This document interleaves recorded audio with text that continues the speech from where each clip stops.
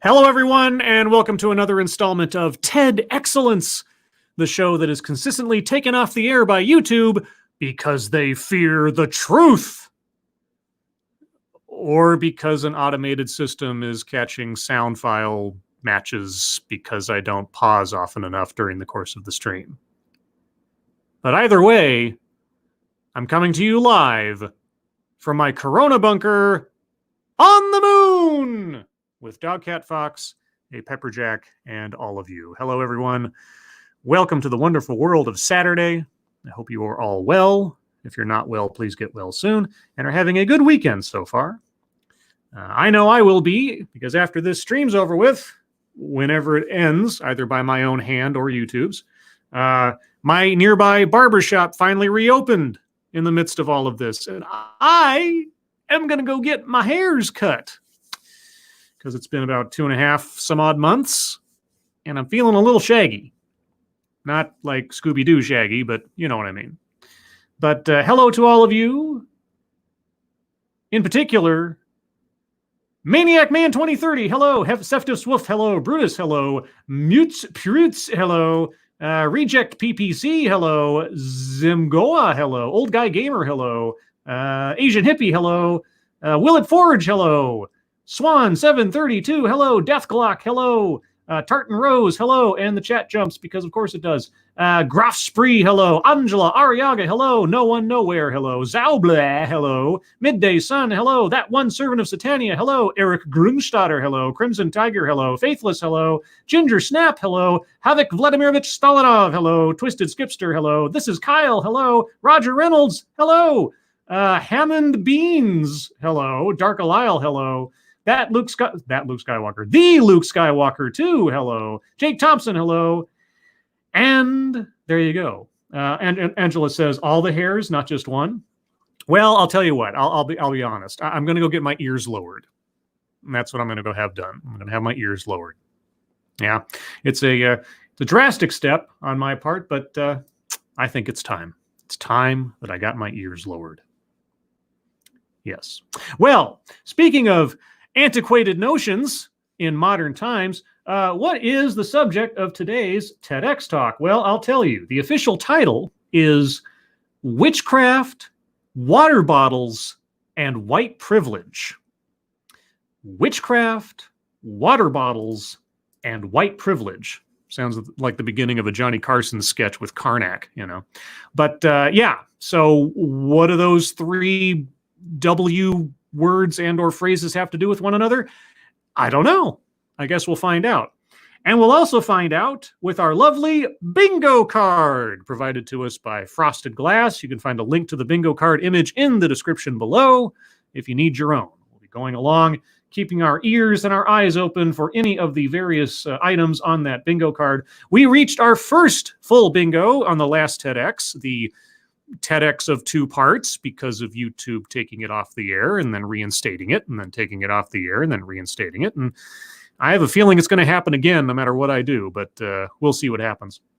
Thank you, David Richardson. Figured I should get this in early in case you get shut down again. Well, I appreciate that. But like I say, if Monkey is correct and it is the length of time I'm allowing the presentation to go before I interject, okay, I will warn you, out of just a slight sheen of paranoia, I will be pausing relatively frequently during the course of this.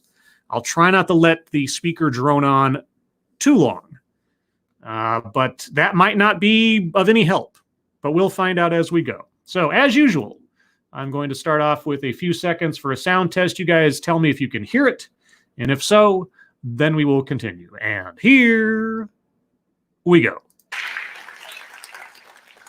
The second time I was accused of witchcraft. The second time I was accused of witchcraft. That almost sounds like the beginning of that movie with Denzel Washington, Fallen, where it says, the second time I almost died, or something like that. Asian Hippie says, sounds good. Humble Clay says, sounds good. Graf Spree says, Scribe, guess who finally updated their profile pic? This guy. Well, congratulations, Graf. And hello, Memes of Destruction. Hello, Sar Jim. Hello, Lurking Gopher. And here we go. I was 25 years old and going to Africa my first time to conduct field research. So you went to Africa You went to Africa to conduct field research, and this was the second time you were accused of witchcraft. Okay. My research that summer took me, a white woman from Edmonton, Alberta, Canada, just starting her PhD program, to a small rural community in Eastern Africa. Okay, you're Canadian, you're white, you were 25 at the time, you went on a research trip to Africa. Okay. I'm just making sure I got all the facts straight here. In Tanzania. Tanzania, okay. Our goal that summer was investigating the origin of our species, documenting and excavating sites associated with those long-lost ancestors. Okay, so I wonder if there's going to be some kind of notion of guilt trip or self-guilt trip over, a white person going to a land not their own to impart their, I don't know, Western sensibilities onto a native land or something. I don't know. I'm just throwing that out there. Let's see. Make sure we got our bingo card ready just in case. Toxic, systemic. All right. Nothing yet. We'll see.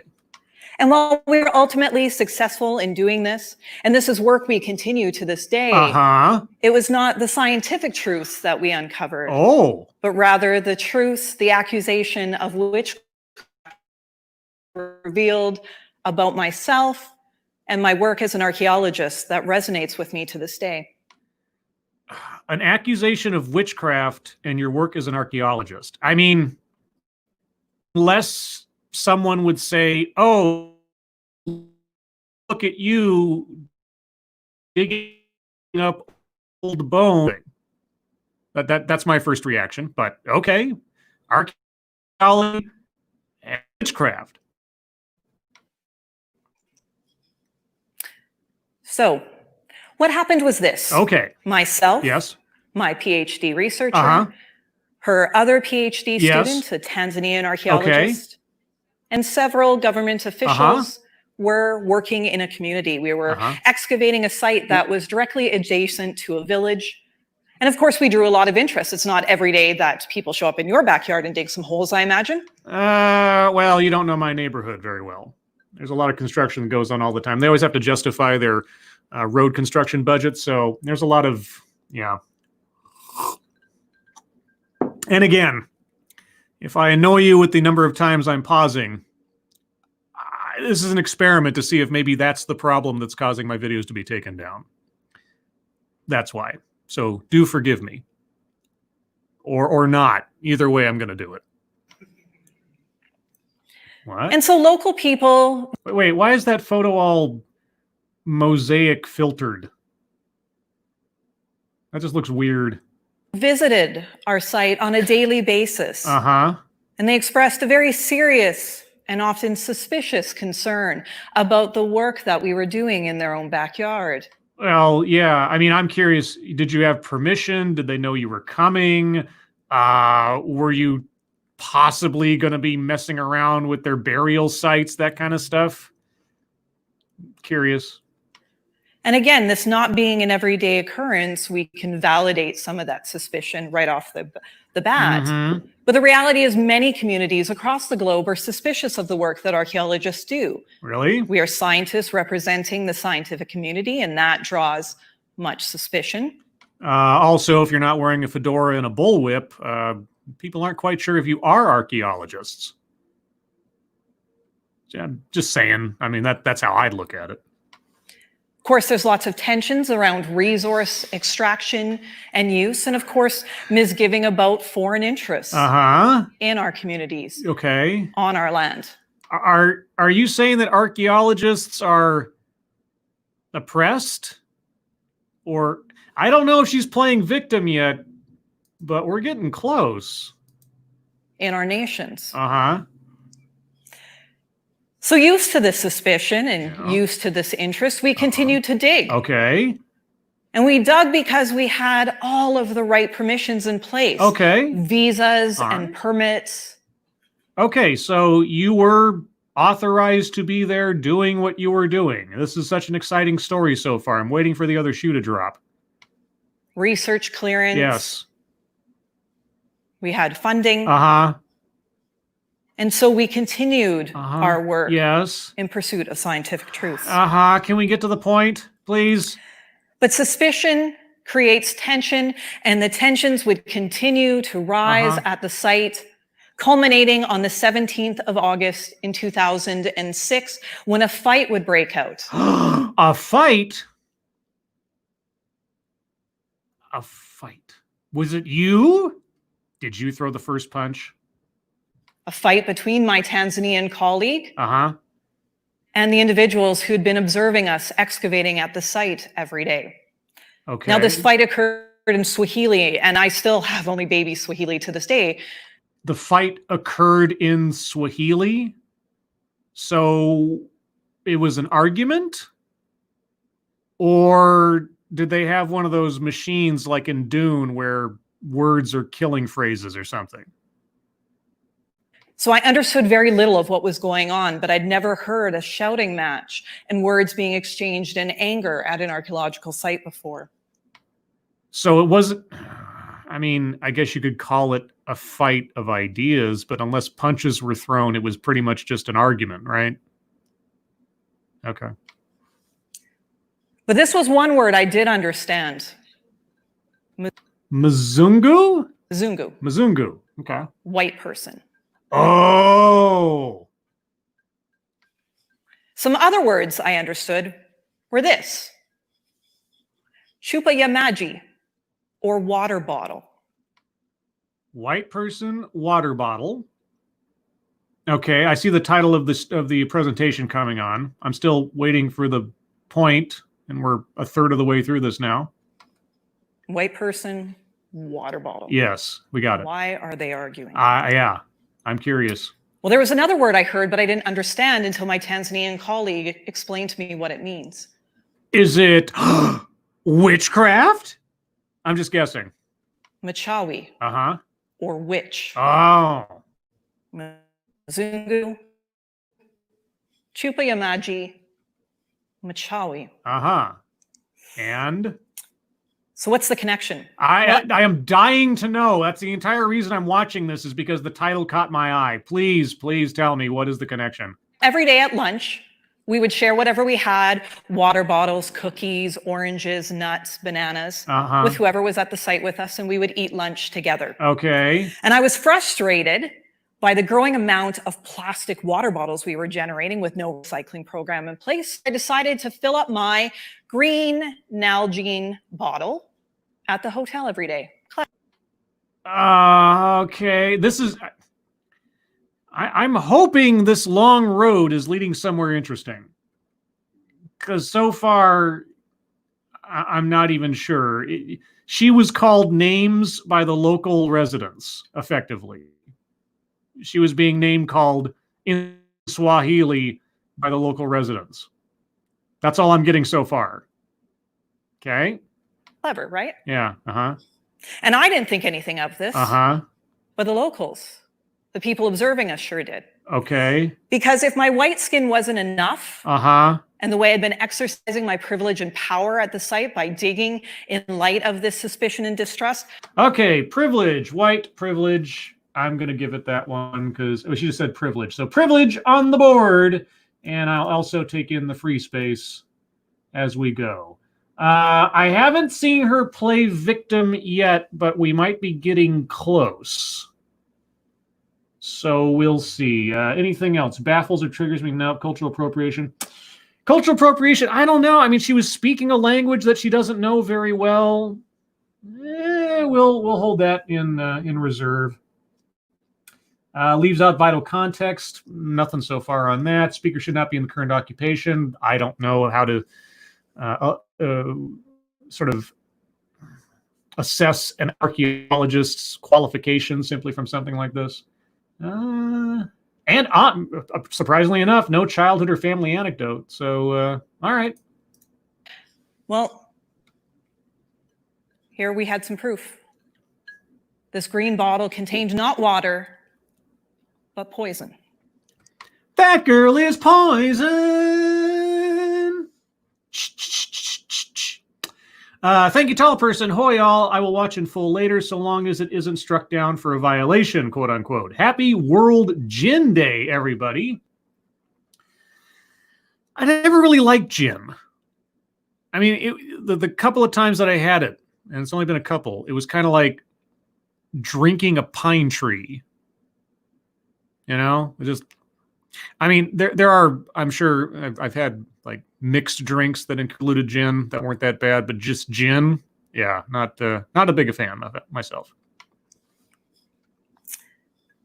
The truth is, it's not about the water bottle, though, is it? And it's not actually even about the act of digging itself. Isn't it? It was about power and privilege. It was. So, okay. Now I'm going to go out on a limb here.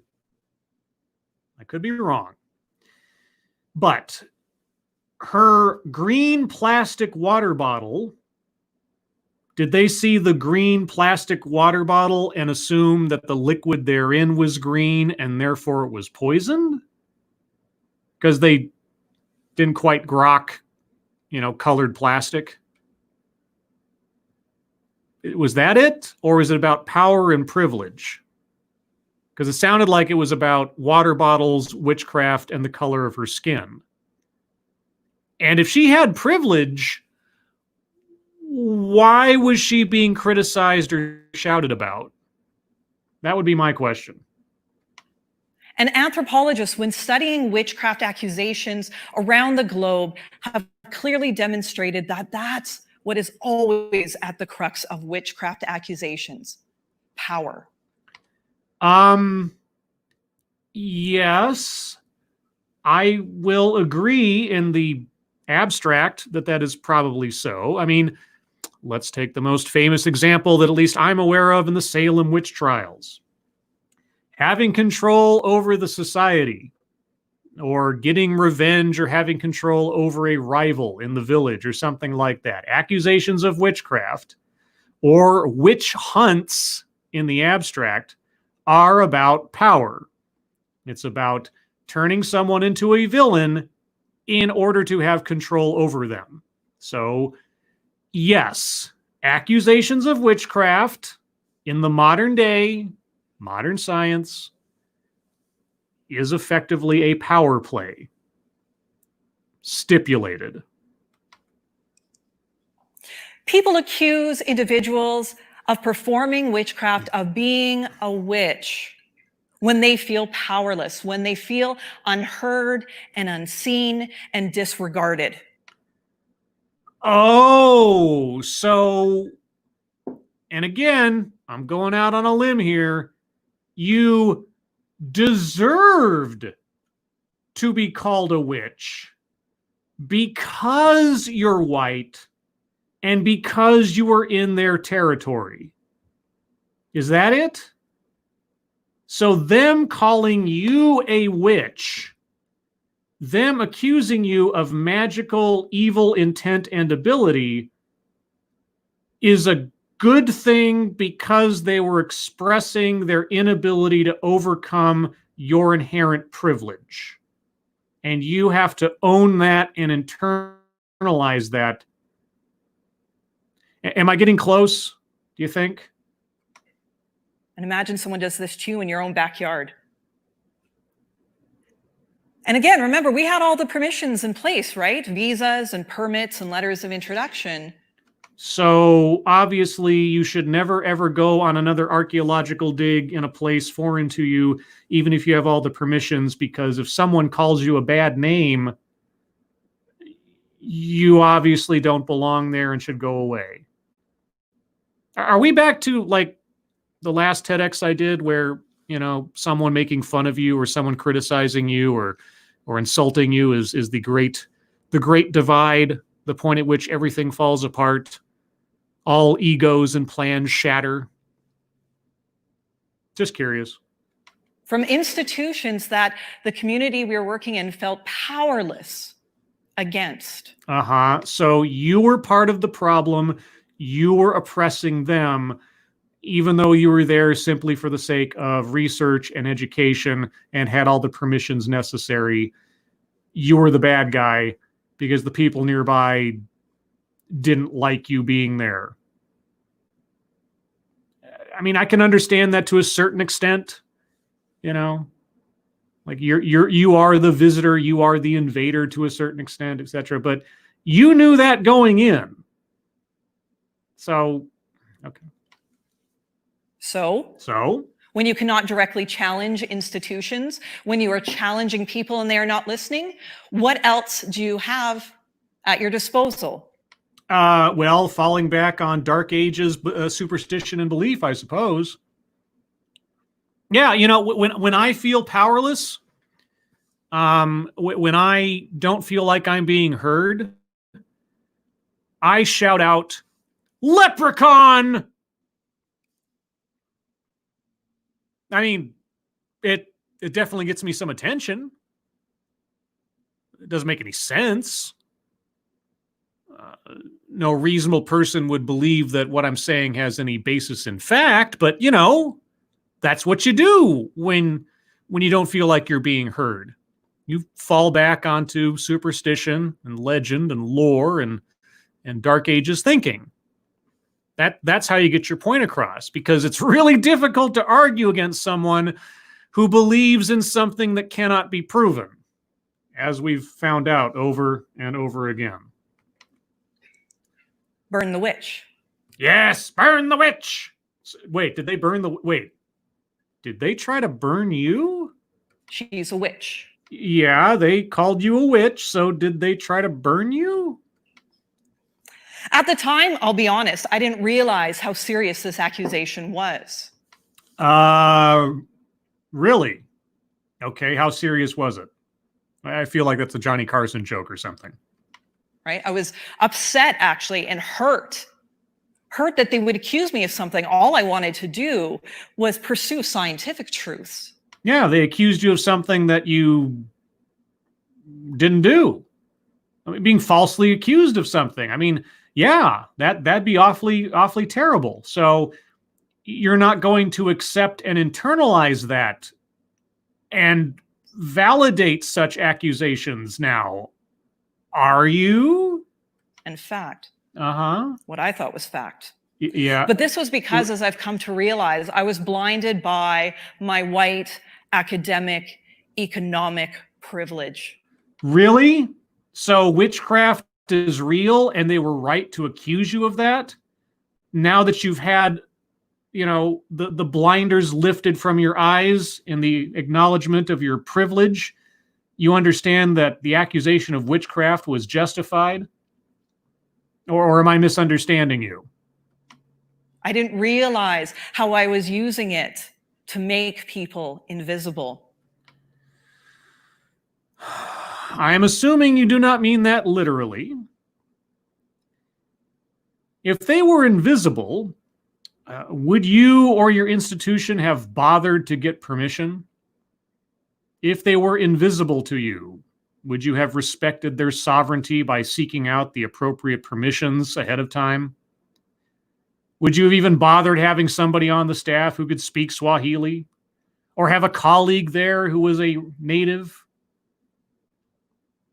I mean, or did you literally conjure a spell and make them invisible? Because at that point, yeah, I guess you are practicing witchcraft. Please don't tell me that accusations of witchcraft have any merit in science, oh archaeologist. Thank you, Havoc Vladimirovich Stalinov. White, economic, etc. privilege, objection, relevance. Yeah, I'm not quite sure yet. Maybe she'll give us a good argument. She's got 3 minutes left. Yes. So blinded by this privilege and power, we continue to dig. Eventually, we would resolve without further conflict. Okay, so somebody called you a bad name. Somebody was making an argument that could not inherently be disproven to try to oppose what you were doing, even though you had all the permission. but you soldiered forward and completed your project. Is that what I'm hearing? With the community we're doing, and I didn't get any physical harm. Oh, okay. Okay, so you weren't physically harmed. Somebody called you a name. All right. Or really even emotional harm. You weren't physically harmed. You didn't even have any emotional harm. And you finished your work.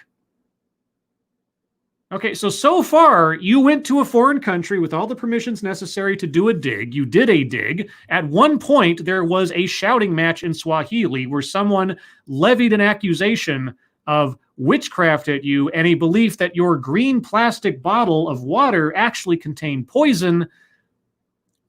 But you continued forward. You weren't physically harmed. You weren't emotionally harmed, and you completed your work. Okay. Which is part of the privilege I have as well. Wait, what? Sorry, I cut that off too quick. What privilege did you have? Or no, really even emotional harm, which is part of the privilege I have as well. You have a privilege where you don't experience emotional or physical harm? Really? Wow, I'd like to have that privilege. I'd like to go through life never being physically or emotionally harmed. That'd be great. How do I do that? How do you do that? Is that a Canadian thing? But reflecting on this, it's made me realize a truth about myself. Okay. I'm dying to know. What grand revelation did you have from being called a name and or being falsely accused of something and nothing happening from it? I am a witch.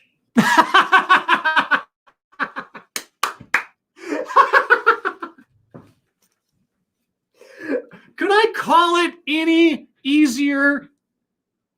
Could I?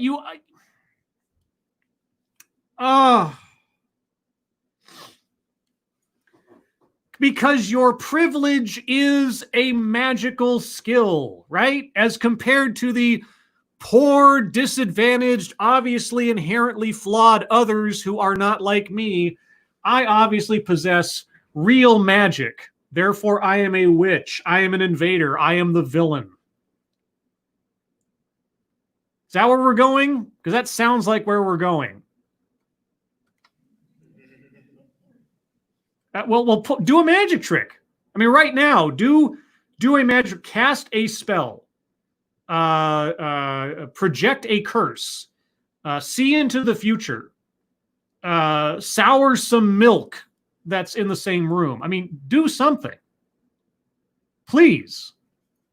Otherwise, you're just LARPing. You're guilt LARPing. You're GLARPing. Okay, I'm not filling up a bingo card thing for new buzz phrase with that one. I made that up just now. GLARPing. Guilt LARPing. There you go. Hey, I'm the inventor. A witch, from an anthropological perspective, is someone who causes harm. Oh, come on. A witch, from an anthropological perspective, is someone who causes harm. Okay. Jeffrey Dahmer is a witch. Donald Trump is a witch. Barack Obama is a witch. What are you talking about? Whether intended or not. Whether intended or not. From an anthropological perspective, a witch is someone who causes harm, whether intended or not. So in the... Jesus. If I walk down the street and I step on an ant and I have no idea that I stepped on an ant, but I go about my way, I'm a witch. And I did that. You did that. You caused harm because people in a foreign country saw a green water bottle and thought it contained poison.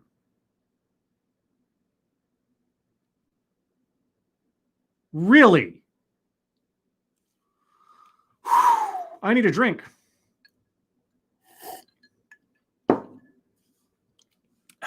Okay. Okay. So, in other words, the accusation is the evidence, and you have convicted yourself of the crime. Got it. I leveraged my power and privilege to make people invisible, to make them feel unheard. No, you went on a scientific excursion to find out the truths about the territory and the people and the ancestors of the place you were going to. In fact, you were using your quote-unquote privilege, which wasn't a privilege because you had to apply for permission, by the way. You didn't just get to walk in and do it. You had to ask permission. And tell me again how someone with privilege has to ask permission. But anyway, you went somewhere to use your education and your resources to find out more about the people and the culture that you were investigating in order to, what, not make them invisible, but to make them more visible, to understand them more, to add more information to the historical record about who these people were in the past, what their culture is, the origins, and on and on. Not only about the locals, but about us as a species, like you said at the beginning, within which the people you were seeing there are included. So how is it that you are making people invisible by elevating knowledge about the people? Ah! Therefore, yes, I am a witch. You're not a witch. You're not a witch. You are not a witch. You are looking for reasons to come across as a virtuous villain. Yes, you are looking to become a virtuous villain. You are confessing your sin to elevate yourself as more enlightened than everybody else while denigrating anyone with a lick of sense because you're so much better than they are by being so wretched in your wickedness. But I don't have to be a bad witch. Oh, so you're going to be Glenda? Glenda the Good Witch? Are you going to show up and help Dorothy defeat the evil witch, the Wicked Witch of the West? You're going to be a good witch. So you're going to be, in an anthropological perspective, someone who does harm, but for a good reason?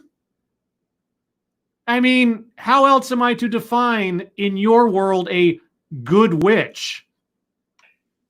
I can be a good witch. Keep telling yourself that because your own definition is kind of screwy. See, by acknowledging the power I have and the privilege I have by virtue of who I am, by admitting and confessing that I cause harm. Thank you, Havoc Vladimirovich Stalinov. No, she's looking for reasons to come across as a victim of oppression while also being an oppressor by being a white woman. I'm going to circle in, speaking of which, I'm going to circle in plays victim because by abstraction or otherwise, she's playing victim. School to prison pipeline, no. White supremacy, no. Childhood anecdote, no, actually not so far. Microaggression, no. Systemic, haven't heard the word at least. Credit for something done, nope. Attempt to coin a new buzzword, no. Equity, no. Rape culture, no. Toxic, no. Anecdote that probably never happened. Nothing she said so far sounds out of bounds. And that whole water bottle thing is so ridiculous that I have to believe it's true. Leaves out vital context. She hasn't brought up any statistics or anything. Speaker should not be in the current occupation or position. I'm going to circle that too, because if she honestly believes that by being an archaeologist, she is causing harm, then she really shouldn't be an archaeologist at all if she truly believes that. Marginalization, she hasn't said it. She might be implying it of herself. We'll see. Make something about race, sex, etc. for no reason. Well, no, I mean, the people there brought up the fact that she's white. So that being part of it isn't no reason. So, okay. Wage gap, patriarchy, no. Makes racist comment, not so far. Word salad, no, she's been clear. Baffles me, no. Cultural appropriation, maybe. We'll see. Gratuitous pausing for effect. Gratuitous, no. There's been some pauses here and there, but not like stifling tears or anything, as we've seen from some others. So, all right. Tell us about being a good witch, because you've confessed your sin, and how being a good witch is not still doing harm. It's doing harm for the right reasons, I'm assuming. A white academic, right, who has all the right credentials, can get all the right visas. These are all bad things. You followed the laws, respected the sovereignty of the nation you were going to, regardless of your skin color, and these are things to apologize for. These are things to mention in some kind of derogatory tone. Has the finances at my disposal that allow me to engage in this type of research? No, the school you were a member of had the finances. You didn't. You were a 25-year-old archaeology student. I mean, you were riding on the coattails of the institution to which you were a student. But okay, so at the end of this, is she going to say that she gave up archaeology, that she quit because she understands the harm that she inherently does within her profession? I mean, I can't imagine any other result of this revelation other than she sees now that her entire educational and academic career is an absolute poison, like the water in her bottle. I don't have to use that for bad. How can I use this for good? I don't know, because you've already told us that from an anthropological perspective, being a witch means someone who does harm. And you've just confessed to being a witch, which, and no pun intended by saying that, if this were a couple hundred years ago, you'd be in some deep doo-doo. So you've already confessed that you are more than happy to say that you are someone who does harm. But now you're going to tell us how you don't do harm. Okay? Well, and I admit this is still an ongoing process. I admit I haven't thought this out completely. All right. I can elevate the voices of the communities I work in. You could do that before. You could have done that as a outgrowth of your original work. Well, and how was your research not effectively doing that? Thank you, Chicago Mike. Should I use my powers for good or for evil? Well, I guess it depends on how you define good or evil, because it's kind of a gray area with our speaker. I can do work that is based on their interests, on their need, on their requests. Well, what if they requested that you leave and never come back? I mean, and they're not the government. I mean, you got all the permissions and everything. So you get all the visas, you go through all the effort, you arrive on scene, you go to the village elders or whatever, and you say, this is what we're going to do. And they say no. Do you just sort of write off all the funds and all the effort and everything else and just go home? Even though you have permission from the government, even if that permission supersedes the local authority? Or are you going to be, I don't know. Exactly what does that mean? I can go to schools and provide material. What? I can help provide displays and presentations for museums in the communities I work in. So you can go do a sales pitch and attempt to bribe the communities into liking you. I mean, don't get me wrong. I don't see any problem with doing some outreach. If you're showing up to do something and you are strangers and, the local people may not understand the extent of what you're up to and everything, and you want to go there and educate and also have an easy time, as well as potentially learn about the people there, fine. I mean, in that sense, I don't disagree with her, intentions or her ideas. But what's motivating it is absolutely ridiculous. And I can talk to people, and most importantly, I can listen. But you don't know any Swahili. Or, I mean, not much. But sure. I mean, if that's what you want to do, even though I would assume that since you're there on an excavation project and time is limited and visas only have so long and the permissions probably have a window of opportunity, maybe you want to spend your time doing what you were there to do mostly, since it's not your dime you're operating on. And instead of getting hurt, when you weren't hurt. No, wait, you weren't hurt. You were not physically hurt. You were not emotionally hurt. You told us this. You weren't hurt. And instead of getting hurt when people say they distrust me or they're suspicious. But you weren't hurt. You weren't emotionally hurt. You were not physically hurt. Because I'm yet another researcher who's coming into their communities and doing what I want and then never returning with information again and taking knowledge and taking and taking and taking.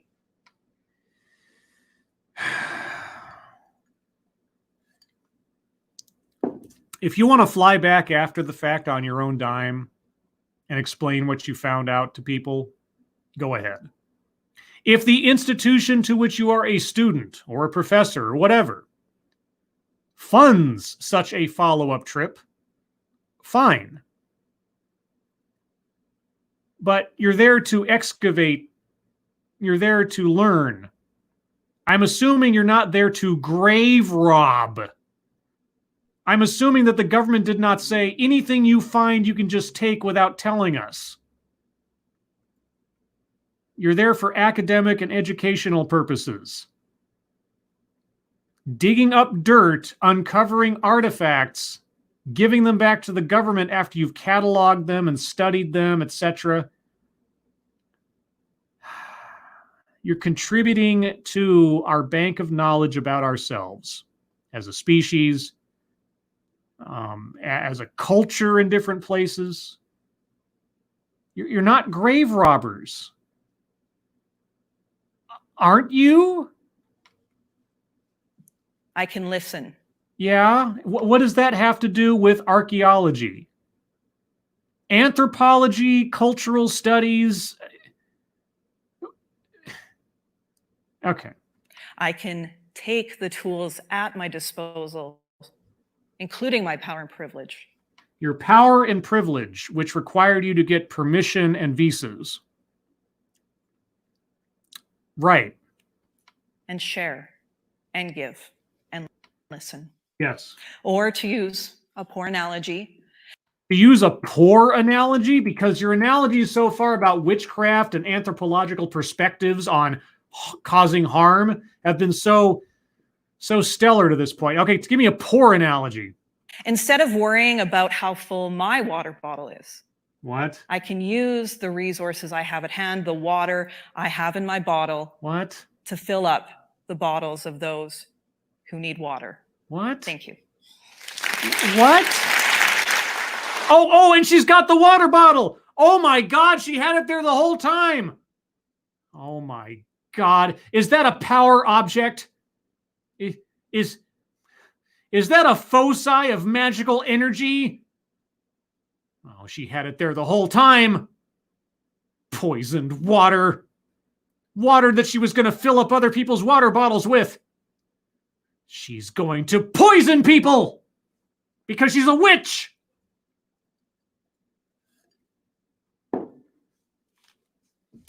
All right. Well, at least as of this moment, the stream is still up.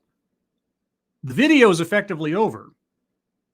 So if I was going to be taken down for a audio match or something, hasn't happened yet. Thank goodness. Thank you, Point Curation. Trust instead in Dr. Pepper. Yes, in Dr. Pepper, I trust. In Pepper Jack, I trust. Kind of an empty presentation, honestly. This was a whole bunch of self-pity and self-accusation and I don't know, revelation to a certain extent. Let me bring up my bingo card just for reference. All right. So, yeah, not a very rich presentation. We had plays victim, free space, probably should not be in the job that she's in since she's just vilified the entire process of being an archaeologist, and privilege, of course. So, yeah, kind of a thin presentation. Again, I don't inherently disagree with the idea that if you are an academic endeavor and you're going to a foreign country or someplace that themselves did not give permission for you to be there, but you're a visiting entity and that kind of thing, doing a little PR work, doing a little groundwork with the locals, etc., explaining why you're there, especially if you have a population that doesn't understand the context of what you're doing and why you're doing it and so on, and digging up in people's sort of private space is intrusive, even if you have permission. I get that. I don't disagree with that. But internalizing the accusation of witchcraft, I hate to tell you this, there are parts of the planet, there are communities in this world where if you go in and you admit that you are a witch, you're asking for some real trouble. Okay, because superstitions and dark age beliefs haven't completely disappeared off the face of the earth. So while you're doing your sort of internalized self-pity, wretchedness, I am a horrible person because of the things I have no control over and that I obviously do have control over, you're not doing yourself any favors by classifying yourself as a practitioner of the dark arts, even if you're doing so for good reasons, whatever the hell that means. Anyway, I've had my say. It's your guys' turn to have your say. If you have any comments or questions or observations of your own, put them in the chat now. I'll give the next few minutes for that. And then we will wrap up. And fingers crossed, this video won't be taken down. But if it is, rest assured, it'll be reinstated because all of my violations so far have been non-existent. And I ain't no witch. Jake Thompson, Scribelight, that is why modern witches should carry a magic boomstick. Okay, boomstick, I think of Army of Darkness. If you mean broomstick, there's other uses for a broomstick, like sweeping up. Thank you, Chicago Mike. Did she go to the witch doctor? I don't know.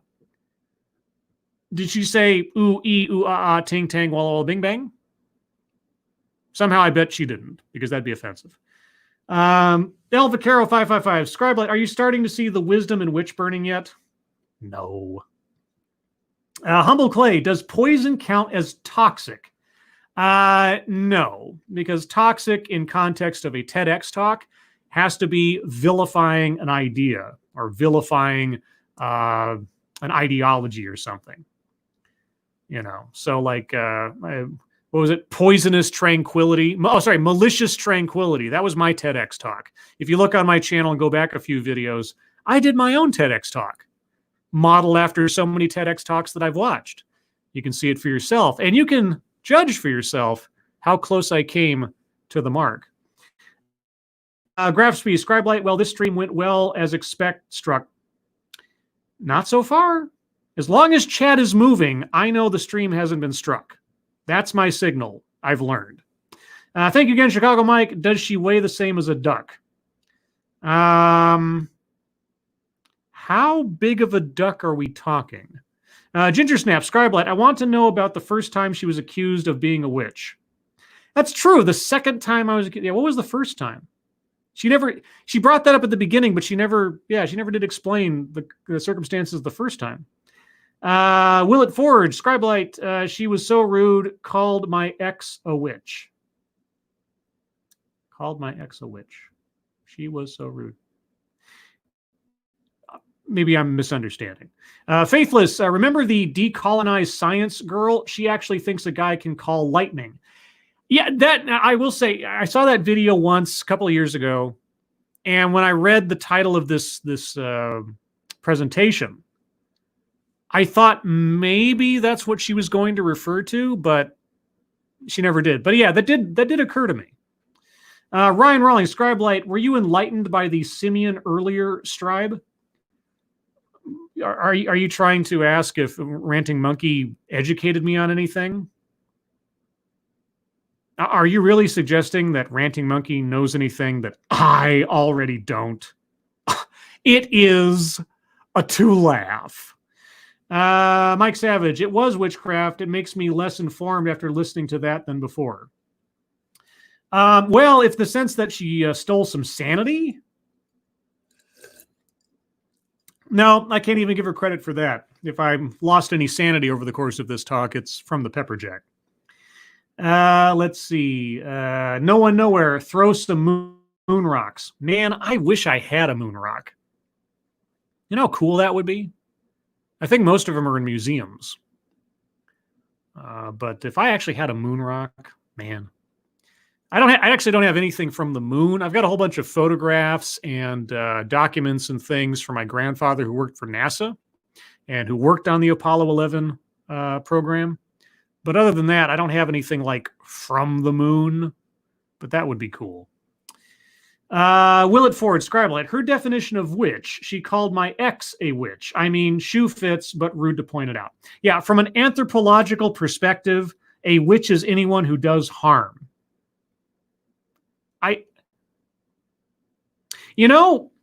I take it back.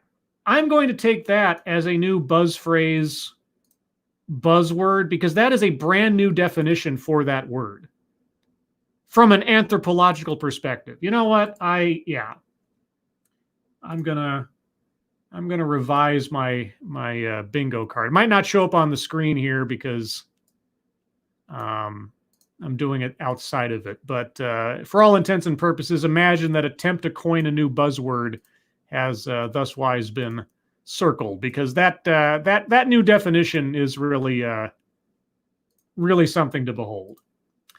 Let's see. Anything else before we wrap this up? Havoc Vladimir Stolanov, thank you so much. Well, Monk does have a better understanding of gravity, but yeah, he certainly has fallen down more stairs than I ever have. So I'll give you that. I'll give you that. Gen T Maxi, like I said before, though, I'm just really glad that the witch doesn't work down at our Tyrell Museum, because that's our dinosaur park. Oh yeah, she is Canadian, isn't she? And Gen T Maxi is Canadian.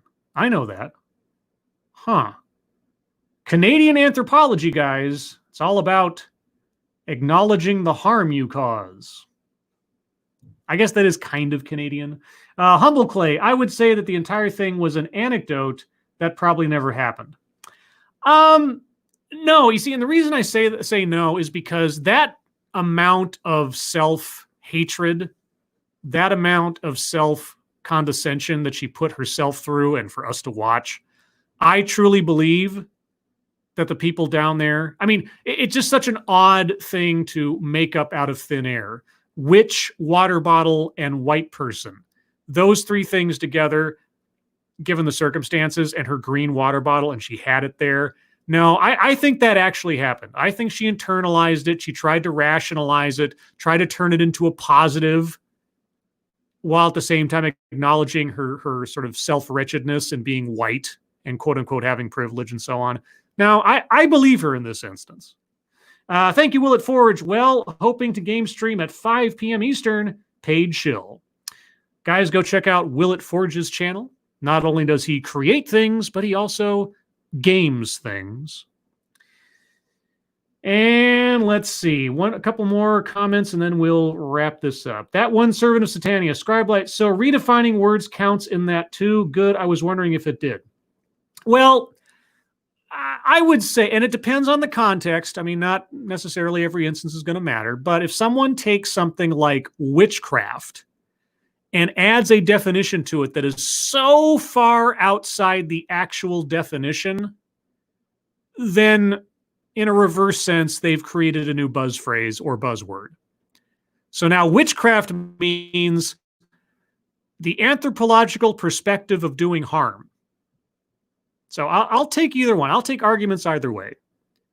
And Zemgoa, if I'm saying that correctly, Scribelight, I got to be honest, listening to her made me uncomfortable. I wonder if self-hatred should be left outside of their workplace when representing a company, service, etc. It certainly puts a grand amount of doubt into her credibility going forward as a professional in her profession, which is why I circled the one that it was. Because now anything that she comes to you with on an academic level, you have to wonder, is she couching her language? Is she blunting her conclusions or overemphasizing her conclusions as a scientist through a filter of self-hatred, through a filter of, I don't want to offend someone, or I have to see myself as the villain in this scenario, or whatever else? I mean, if you're going to overlay on your academic, empirical, evidence-based profession an ideological perspective of self-hatred and condescension based on race, I don't know if you should be in that position. So you're not wrong, and that did make sense. So thank you so much. But guys, by the time I finish this up, we will be at the bottom of the hour and just about at exactly 1 hour since I began, which hasn't happened in a while. And I want to try to stick to that as much as I can. So everyone, thank you so much for coming out and joining me today with this experiment in strategic pausing. We'll see if the video stays up. Hopefully it does. If it doesn't, rest assured, if my track record is anything to rely on, it will be back up eventually. So glad you joined us live. Thank you guys so much for your attendance. Thank you for your, the pepper jack has got a hold of my tongue. Thank you for your participation, and thank you so much, more than I can express, for your generosity. I really do appreciate it. If you'd like to hear more from me, or Satsu 2 Cents, or Ranting Monkey, you can find us all on Ranting Monkey's channel tonight at 6 p.m. Pacific, 9 p.m. Eastern on Ranting Monkey's channel for Lords of the Night.